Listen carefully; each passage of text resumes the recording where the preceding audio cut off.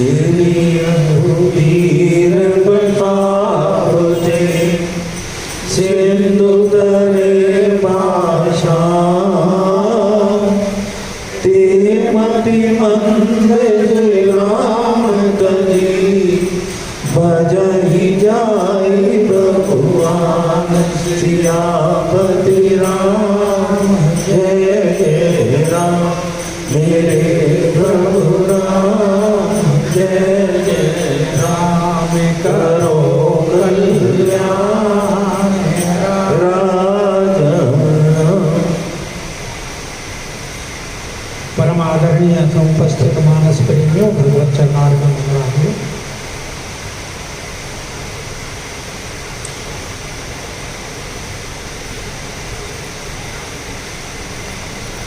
सेतु की स्थापना के बाद राघवेंद्र सरकार ने भगवान शंकर की वहां स्थापना की।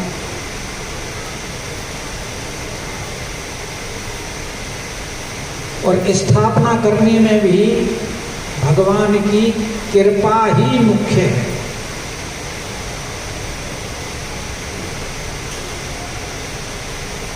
इस माध्यम से बड़ी बहुत लोग कईयों पर कृपा की।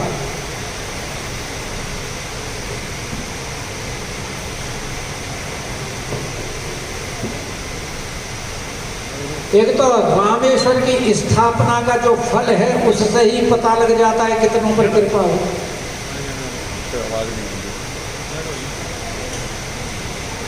क्योंकि भगवान शंकर की स्थापना करने का तात्पर्य है कि जो कलिहत जीव हैं, जिनकी कोई साधन करने की सामर्थ्य नहीं है,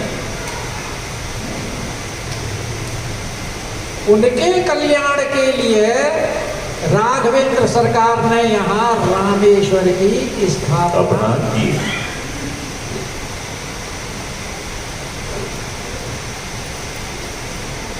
और स्वयं उन्होंने अपने मुखारविंद से ये बात कही है कि जो रामेश्वर के दर्शन करेगा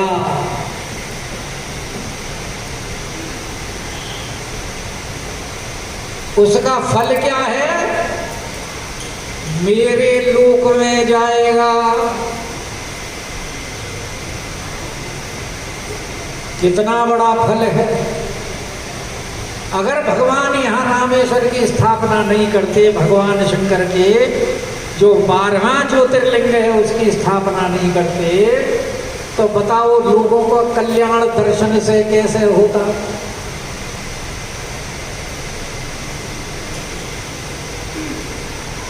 और दर्शन से तो भगवान के लोक की प्राप्ति है।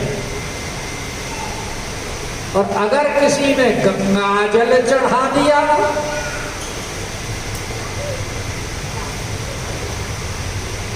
तो कहते हैं वो तो साजुज्य मुक्ति को प्राप्त हो गए।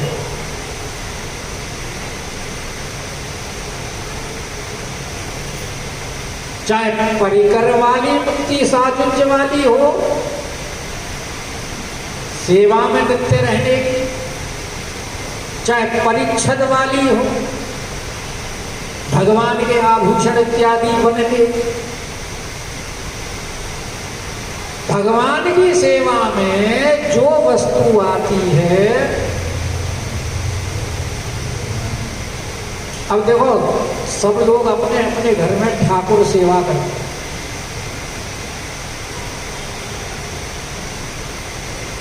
तो ठाकुर सेवा में ठाकुर जी का स्नान वगैरह तो बाद में होता है। पहले तो उनके वो घंटी और आरती और ये जो थाली कटोरी जो बर्तन होते हैं, ये सब जो सेवा के पात्र हैं उसकी सफाई होती है। सबसे पहले तो उनकी सेवा होती है। तो ये सब वस्तुएं क्या हैं? ये ठाकुर जी के परिकर हैं।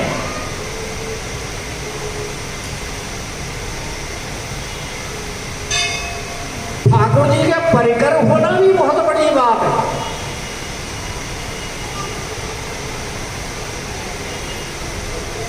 तो बड़े सौभाग्य की बात है ठाकुर जी का परिकर होना।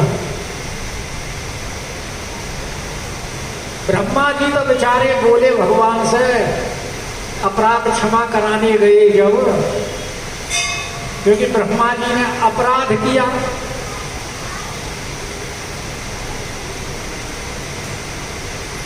भगवान की वन भोजन लीला देख करके उनको संदेह हो गया,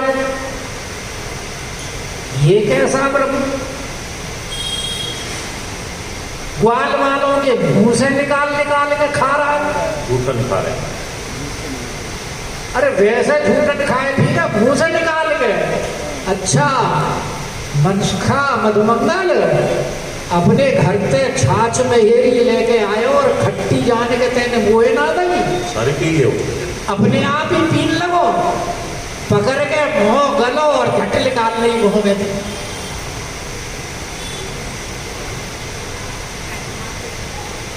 ब्रह्मा जी बोले ये कैसा ब्रह्म परीक्षा लेनी चाहिए। ग्वाल वालों में।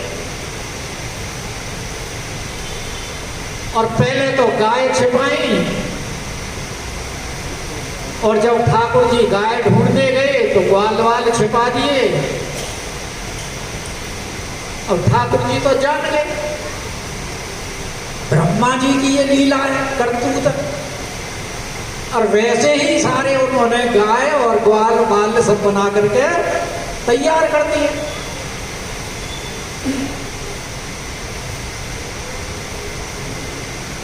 अब ब्रह्मा जी थोड़ी देर में उन्हें ध्यान आया, देखें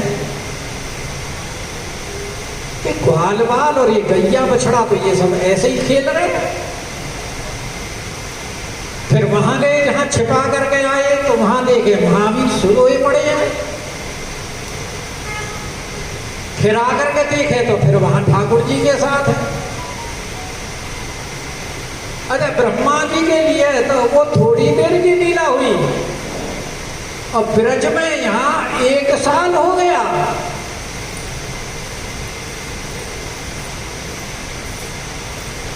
और किसी को पता नहीं लगा कि ये असली है या नकली, बल्कि गाय अपने बछड़ों को और उत्साह से दूने दूने प्रेम से उनको दुग्ध अर्पण करती हैं। माताएं अपने शिशुओं को ज्यादा वात्सल्य दिखा रही हैं, क्योंकि सब ठाकुर जी के ही तो स्वरूप थे, वो स्वयं ठाकुर जी ही तो बने थे सब। और जब ब्रह्मा को अपनी गलती महसूस हुई, उन्होंने आकर के क्षमा मांगी, तो भगवान बोले तुम्हारा अपराध क्षमा करने योग्य तो नहीं। बोले प्रभु इंद्र ने भी तो अपराध किया था, उसको तुमने क्षमा कर दिया। बोले इंद्र ने जो अपराध किया था ब्रजवासियों के ऊपर, उसके अपराध में उसने मुझे ब्रजवासियों से अलग नहीं किया, बल्कि सारे ब्रजवासी एकत्र होकर के सब मेरे पास आ गए। लेकिन तुमने तो मेरे प्यारे ब्रजवासियों से मेरा विछोह कराया है, इसलिए तुम्हारा अपराध क्षम्य नहीं है। ब्रज के संत कहते हैं कि यहां से जब तुम वृंदावन को जाते हो बाई रोड, तो कोसी के बाद में एक गांव पड़ता है चौमा, पड़ता है ना। चौमा ब्रज भाषा की बात, ब्रज भाषा में उसे बोलते हैं, वैसे है वो चौमुहा। चौमुहा को चौमा बोलते हैं, और चौमुहा का मतलब 4 मुख वाला। 4 मुख वाले का मतलब ब्रह्मा। कहते हैं ब्रह्मा जी वहां स्तुति करते हैं, जैसे बेलवन के अंदर लक्ष्मी जी स्तुति आज भी करती हैं। 84 कोस की परिक्रमा में जब जाएंगे तो जमुना पार बेलवन पड़ता है।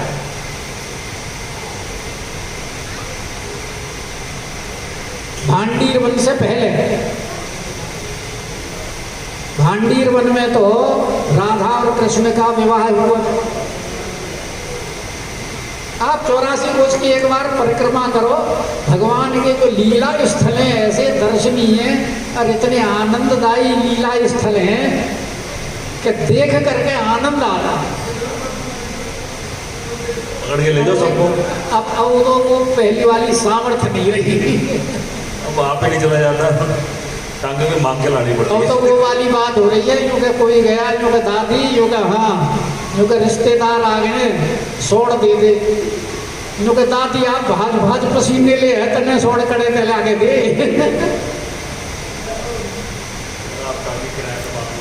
यहाँ अपने पैरों से नहीं चला जाता, बता दूसरों ने किस तरह ले जा।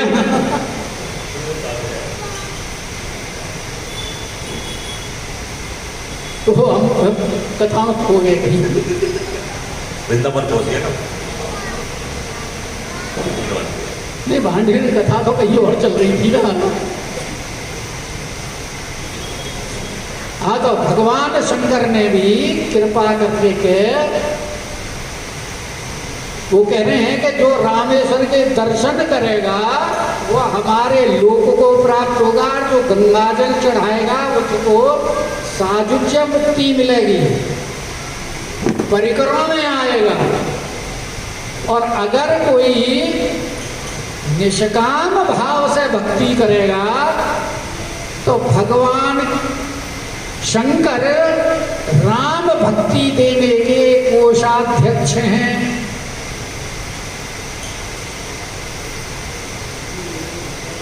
तो वो उनको सीधी राम भक्ति देते हैं, लेकिन शर्त क्या है कि जो छल तजी छल से नहीं करे।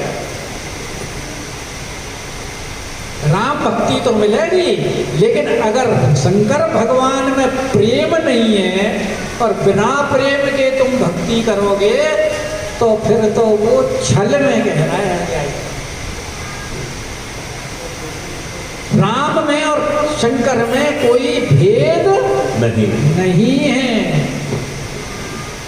और अगर भेद मान करके भक्ति करेगा तो काग भुजुंड जी वाली स्थिति बनेगी।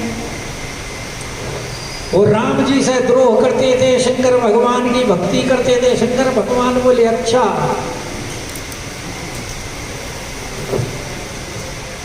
ये तो समझाया, गड़बड़ हुई, बाद में आपको कथा सारी पता ही है। तो भगवान के जो ये वचन है सबको बड़े अच्छे लगे। तो पार्वती जी ने जब ये कथा सुनी भगवान शंकर के मुंह से, अब तो पार्वती जी बड़ी प्रसन्न।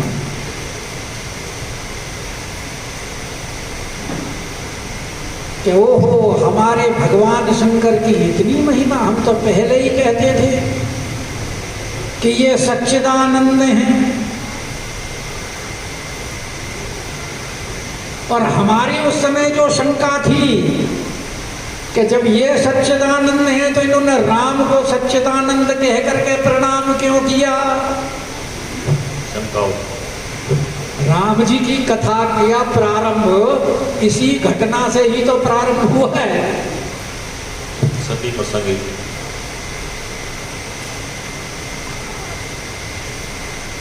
कि ब्रह्म जो व्यापक विरज अजय अकल अनीय अभेद, सो कि देह धर होई नर जाई न जानई वे।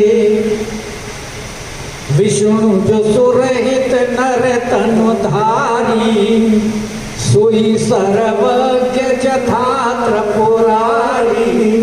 खोजई सोगी अज्ञ इव नारी, ज्ञान धाम सुरपति असुरारी। यही तो भेद था। और बार बार भगवान ने समझाया, नहीं समझ में आई। परिणाम क्या हुआ आप सब लोग का। तो यहाँ भगवान शंकर बोले पार्वती ये मत समझो कि राम जी ने हमारी स्थापना करी है और हमको कहा है कि आप हमारे ईश्वर हो, तो हम बड़े, ऐसी बात नहीं है। स्वामी तो वो ही है हमारे, हम स्वामी नहीं है। कि गिरिजा रघुपति के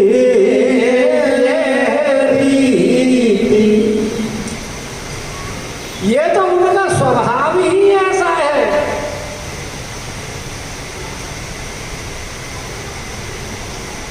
कि संतत करही प्रणत बर प्रीति, जो उनके शरणागत होते हैं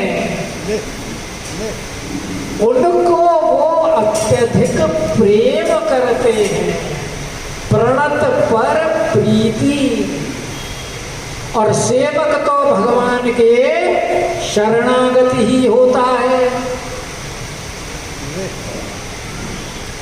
और भगवान का ऐसा स्वभाव है कि करहूं सदा तिनके रखवारी। कैसे? जिमी बालक राखत में तारी। जैसे बच्चे की मां रक्षा करती है, ऐसे ही भगवान अपने सेवकों की रक्षा करते हैं और अपने सेवकों को सदा बड़प्पन देते हैं। सेवकों को वो सेवक नहीं मानते कि प्रभु तरु तर कपि डार पर। भाई सेवक का काम कहाँ है? स्वामी ऊपर बैठे और सेवक नीचे। लेकिन भगवान के सेवक कैसे हैं? सेवक ऊपर, भगवान नीचे। कि कपि तरु, प्रभु तरु तर कपि डार पर, और तेरी आप समान। भगवान तो हमेशा अपने सेवकों को बड़प्पन देते हैं, बढ़ाई देते हैं। तो इसीलिए कह रहे हैं ये मत समझो क्या हम स्वामी बन गए। हम स्वामी नहीं है, स्वामी तो राम जी ही हैं। कि गिरिजा रघुपति के रीति, और संतत करही प्रणत बर प्रीति। और ये मत समझो कि ये जो सेतु बांधा है ये नल नील ने बांधा है। अरे भाई, नल नील की क्या सामर्थ्य? वैसा सेतु बड़ा सुंदर बनाया है कि बांधा सेतु नील नल नागर। क्योंकि विश्वकर्मा के पुत्र हैं, सारी शिल्प कर्म जानते हैं उन्हीं के अनुसार। नागर हैं, चतुर हैं। जैसे हमारे श्याम सुंदर नट नागर हैं, नट की लीला करने में बड़े चतुर हैं। नटवर नागर नंदा।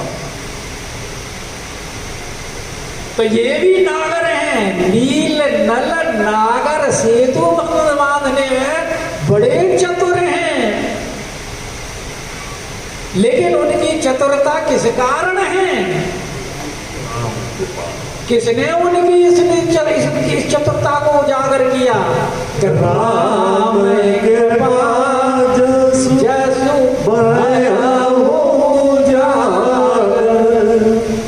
राम जी की कृपा से उनका यश संसार में उजागर हुआ है।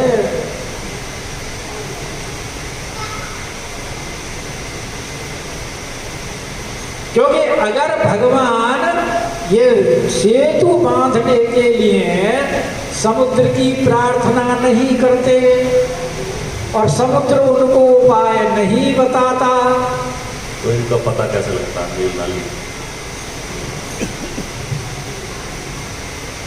और वो भी उसने समुद्र ने कहा है कि आपकी ही कृपा से ये सेतु बंधन होगा, हमारी इसमें कोई विशेष योग्यता नहीं है। और बात भी ठीक है भाई, नल नील को पत्थर, ये छोटी मोटी बटिया वगैरह इनको ही तो तैरने के लिए ऋषियों ने दिया था आशीर्वाद। बड़े बड़े इतने भारी भारी पहाड़ थोड़ी करने के लिए दिए थे। तो राम नाम ने जोड़ के किया ना। वो एक कथा आती है कि जब समुद्र का निर्माण हो रहा था और वो बन रहा था तो उनको ये गर्व हुआ क्या, ओहो हम तो ये सेतु बंधन कर रहे हैं। तो भगवान जान गए कि ओहो इनके मन में तो घमंड हो गया कि समुद्र के ऊपर पुल का निर्माण कर रहे हैं। और भगवान तो अपने भक्तों के हृदय में जैसे नारद जी के ओरे अंकुरे गर्व तरु भारी, तो यहां भी देखा गया इसके भी हृदय में गर्व का अंकुर उत्पन्न हो गया है। तो भगवान ने लीला करी, वो पत्थर करने लगे, इधर उधर तैरने लगे। अब मिला है तो मिले नहीं। राम जी देख रहे थे, नल नील बड़े परेशान। एक पकड़ो दूसरा। फिर भगवान ने उनको युक्ति बताई कि भाई ऐसा करो, एक पत्थर के ऊपर रा लिखो, एक पर माँ लिखो, और दोनों को मिला दो तो जुड़ जाए। राम नाम से पुल बना वो।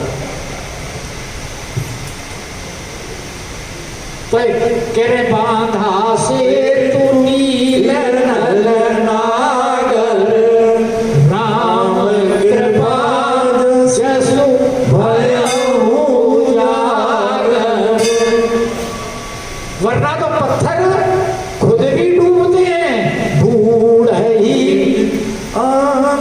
और जो पत्थर गले में बांध के अगर डूबे तो उसको भी डुबा देते हैं। ये नहीं है अगर कोई गले में पत्थर बांध ले तो पत्थर जो है उसको खुद को तैरा लेगा। कि बूढ़ ही आनई और बूढ़ ही जी, खुद तो डूबते दूसरे को भी डुबा देते हैं। कि भय उपल बोहित समति, लेकिन राम जी की कृपा से, राम जी के यश से वो पत्थर कैसे हो गए कि दूसरों को भी तैराने लगे। तो ये किसकी कृपा से? राम की कृपा है। अब कोई कहे कि ना जी वो पत्थर ही ऐसे थे, एक वो सुदामा पत्थर होता है वो जल के अंदर तैरता रहता है। तो बोले भैया उस पुल में से पत्थर उखाड़ कर एक तैरा के देख लो, अगर तैर जाए तो। नहीं तैरेगा। ये भी किसके कृपा से हुआ?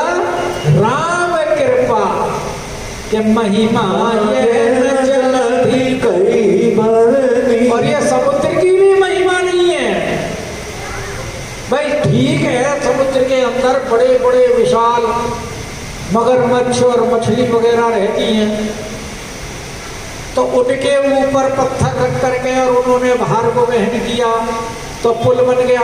लेकिन वो भी बिना आधार के कब तक रोक सकती थी?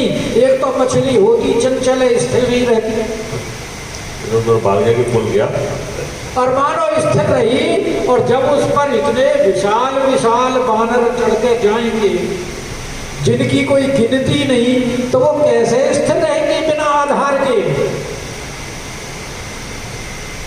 तो इसमें भी कोई समुद्र की बड़ाई नहीं है, समुद्र ने नहीं किया कुछ भी।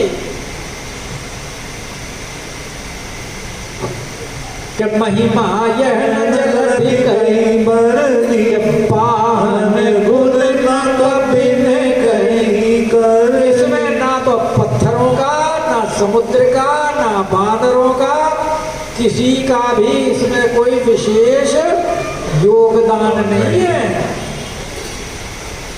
योगदान किसका है? श्री रघुवीर प्रताप ने सिंधु तले पाछा। ये तो श्री राघवेंद्र सरकार की कृपा है, और राघवेंद्र सरकार की भी अपनी साथ में कृपा नहीं है। राघवेंद्र सरकार के पहले श्री जानकी जी की शक्ति राघवेंद्र सरकार पर है, और जब तक जानकी जी की, श्री जी की शक्ति नहीं होती तो राघवेंद्र सरकार भी कुछ करने वाले नहीं, कुछ नहीं कर पाते।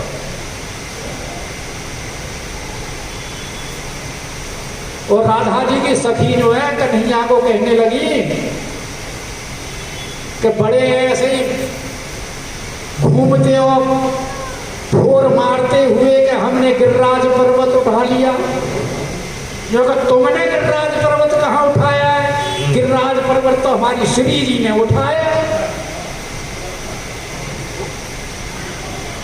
कन्हैया बोले श्री जी ने कैसे उठाया? हमने उठाया। जो कि तुमने कहाँ उठाया? श्री जी ने उठाया। हो गई बहस। कन्हैया जी बोले अच्छा बताओ कैसे उठाया श्री जी ने? जो कि अच्छा ये बताओ कि पुरुष की वाम जो है वो किसका होता है? क्योंकि स्त्री का। और तुमने जो गोवर्धन पर्वत उठाया कौन से हाथ से उठाया? क्योंकि उल्टे हाथ से। तो उल्टा जो आधा अंग है वो किसका हुआ? श्री जी का। तो फिर किसने उठाया गोवर्धन? दोनों ने मिलकर उठाया था। श्री जी ने उठाया ना। ऐसे ही फोर मारते फिर रहे हो हमने गोवर्धन उठाया। तो यहाँ भी गोस्वामी जी लिख रहे हैं कि श्री रघुवीर प्रताप ते और सिंधु तरे पाछा ते मति बंद जे राम तजी और भजन ही जाई प्रभुआ। कहते वो मतिमंद हैं जो ऐसी सरकार को छोड़ करके, जिन्होंने जगत के कल्याण के लिए, भवसागर पार करने के लिए रामेश्वर की स्थापना की, नवीन सेतु का निर्माण किया कि लोग बाग इसके दर्शन करके भवसागर पार हो जाएं।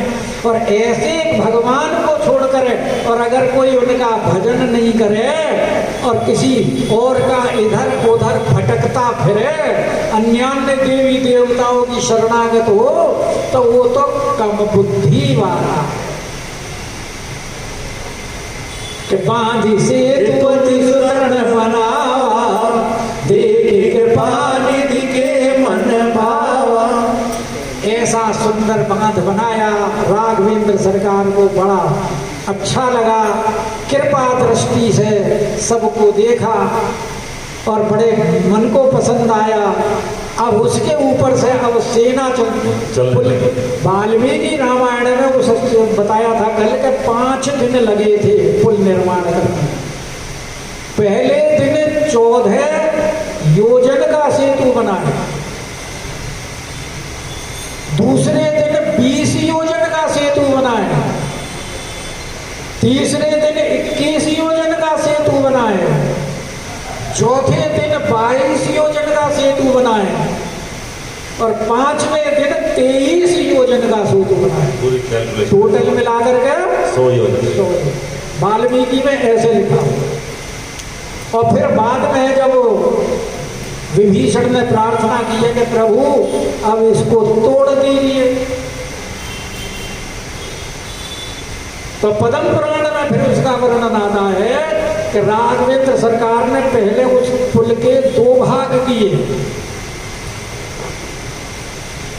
फिर दोनों के 3-3 भाग किए, फिर 10-10 के टुकड़े किए, 10-10 योजन के, और फिर 1-1 योजन के टुकड़े किए। छिड़ ऐसा ये सेतु था। और उस पुल के ऊपर चली से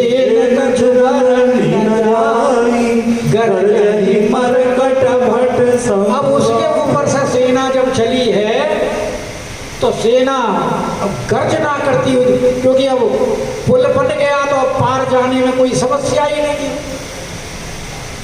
अब तो गर्जना करते हुए समूह के समूह वानरों के चले जा रहे हैं मरकट भट्ट समुदाय। और भगवान ने बोले भाई सेना तो अपार है, बहुत समय लगेगा जाने में। तो भगवान ने क्या किया कि जो समुद्र के ऊपर चढ़ने का जो चढ़ाव था उसके ऊपर जाकर के सेतु ऊंचाई पर जाकर के चढ़ी रघुराई और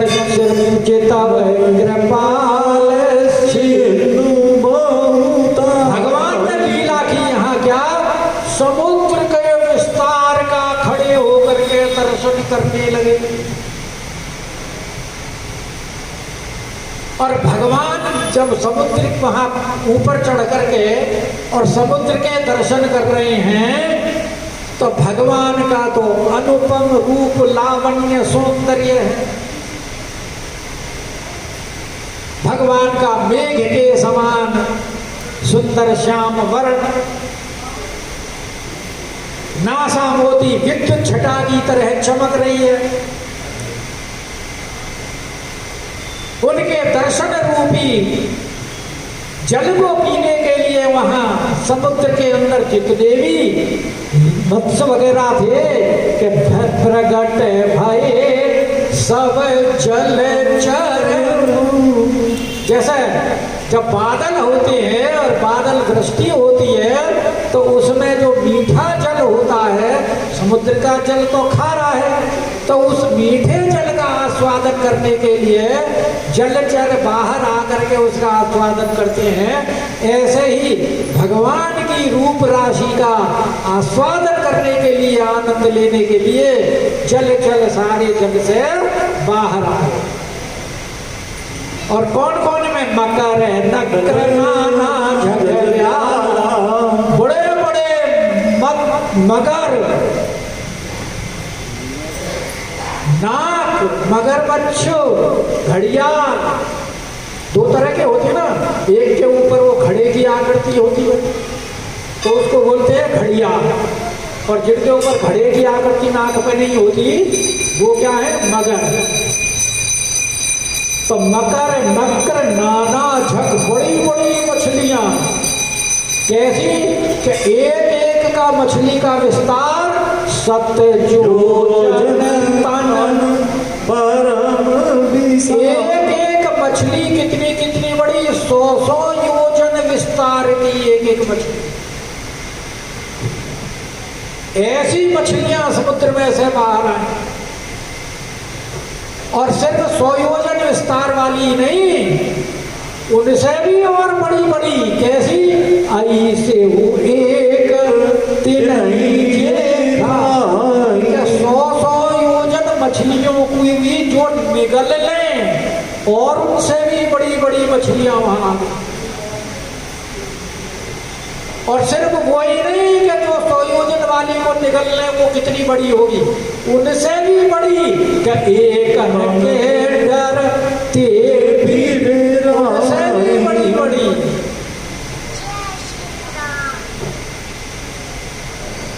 तो एक होती है तिमी, तिमी मछली मतलब जिसका विस्तार 100 योजन का, तिमी मत्स्य।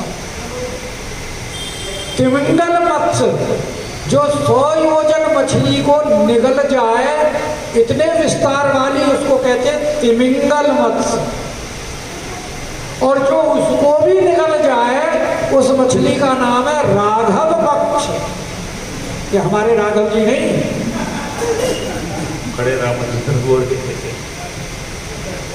ये तो उस समय ड्रैगन ड्रैगन की बात है, बहुत पुरानी बात है। अब कहाँ मिलती है वो ड्रैगन ड्रैगन जैसे थे पहले, उस समय की बात। अरे भाई समुद्र का विस्तार कोई कम है क्या, अपार विस्तार है।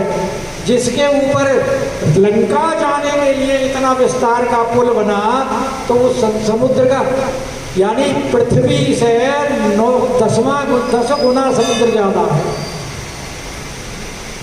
तो कितना विस्तार है समुद्र का? इससे पानी है और एक इससे जल है, तो सारी जमीन है। अरे 10 गुना जब पानी है समुद्र का विस्तार।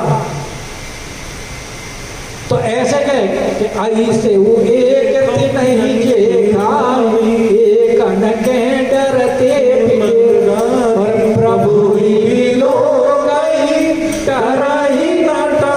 लेकिन वो सारे के सारे एक टक होकर के बिना हिले डुले भगवान की रूप राशि का दर्शन कर रहे हैं, पर हिलते नहीं, टरई न टारे।